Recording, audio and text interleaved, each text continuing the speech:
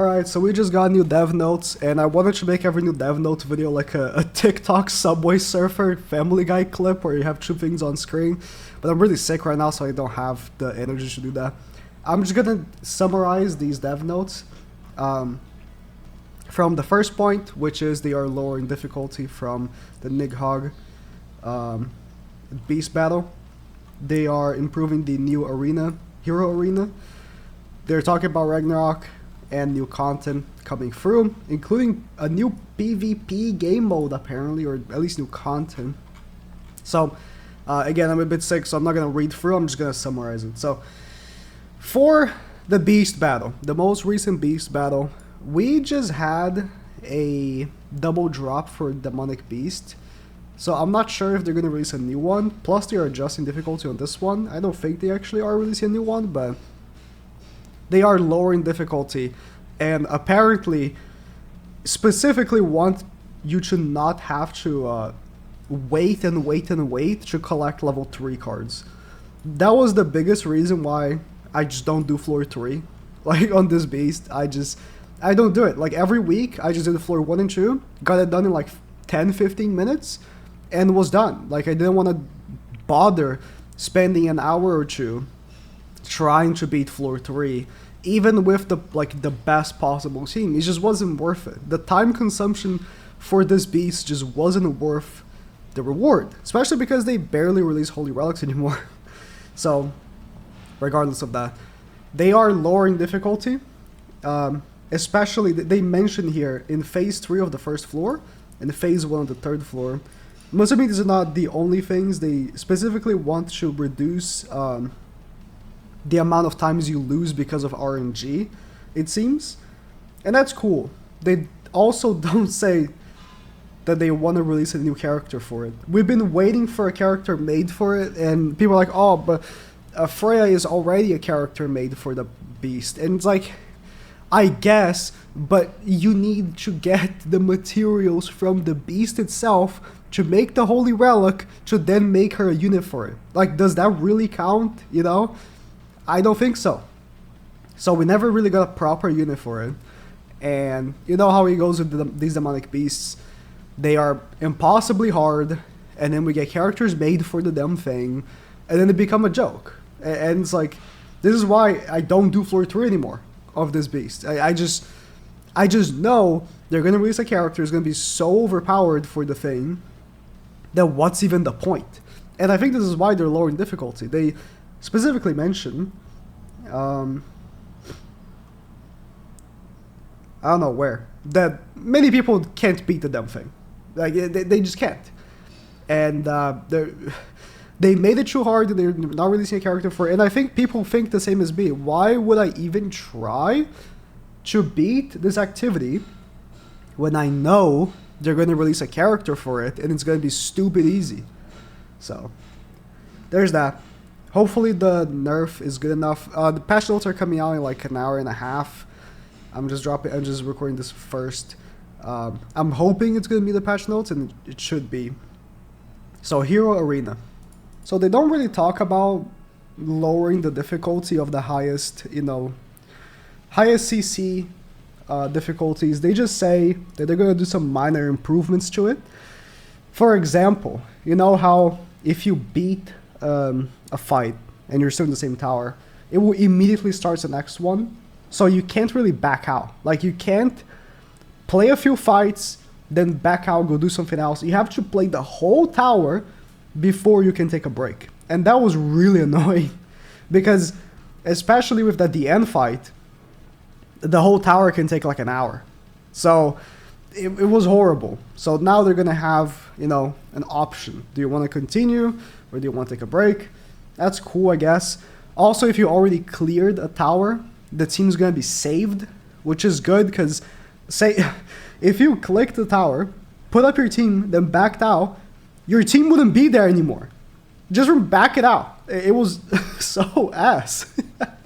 Also, if you failed as well and you want to restart, your team wouldn't be there. You have to put it all over again. It was just so ass. And also, if your game crashed, you lost. It was a guaranteed loss. which is not how PvE works. In PvE, Demonic Beast, stuff like that, if your game crashes, you can come back to the same turn that you were, no problem. It's because this game mode is not PvE. Or now it will be, because now they're fixing that. This game mode is supposed to be a PvP game mode, which is why all these things are there. PvP passives work. If you close the game, you can't come back, shit like that. It's because this was built to be a PvP game mode, but with AI. But, you know, now this works. There's a countdown as well, which you don't mention it. Like, the countdown for you to think of the next turn is so ass. That's not... Why would there be a countdown in PvE, you know? I want to see more improvements. Also, they say that the reward shop and rewards in general for the game mode will be improved for next season. That's good. There was only one reward for this game mode. It was the LR coins. Like, you weren't buying anything else in the shop. The shop had other stuff. Guess what? No one was buying anything. It was only the LR coins, because that's all you had. Like, the amount of coins that you got from the game mode was just enough to buy the LR coins for the LR. There was no excess of coins. And I'm talking about the highest difficulty. If you beat it on the highest difficulty, the max coins, you still didn't have extra, right?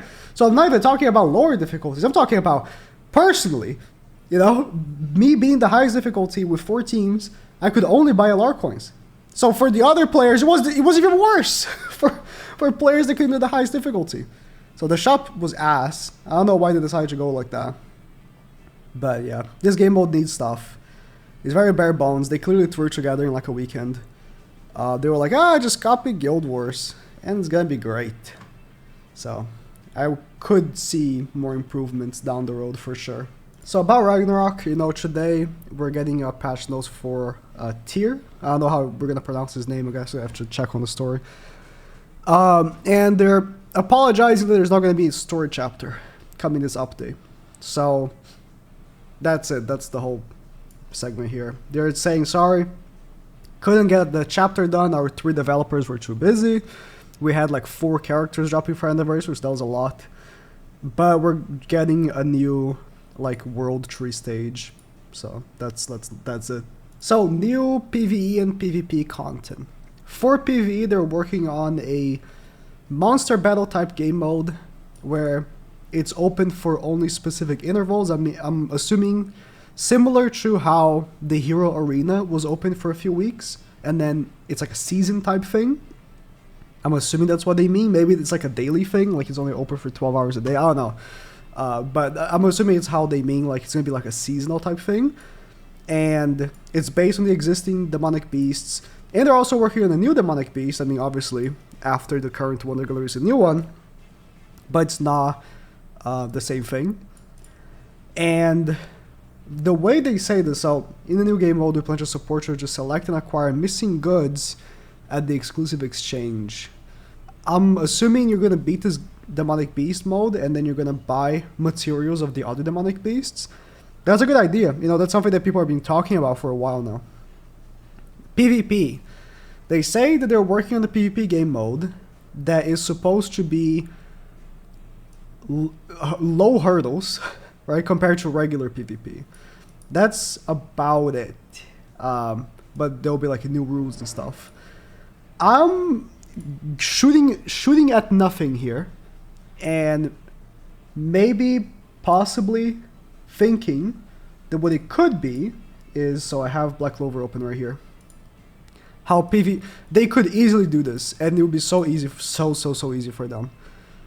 A different PvP system that works like Black Clover does, where you set up your defense team, like in Top 100, and people pick your defense team to attack and attack into it with their attack team. Easy, very like low stakes. When you attack into an AI, you're generally going to win. I mean, it depends on how good their AI is, but they're not as smart, right? In Black Clover, you can actually select what skills your AI is going to do. So, you know, we don't have that on Grey Cross. But that'll be so simple. It's how it works on Epic 7 as well.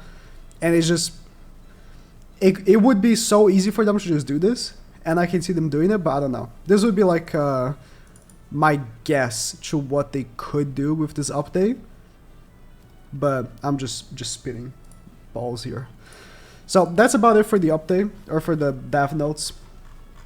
Cool. I mean, there is a new update coming out today, and we're probably going to see more info on this nerf. But most of this stuff, you know, especially the new PvE and PvP content, we're probably not going to see for a while. So be ready to wait for that. And yeah, that's about it.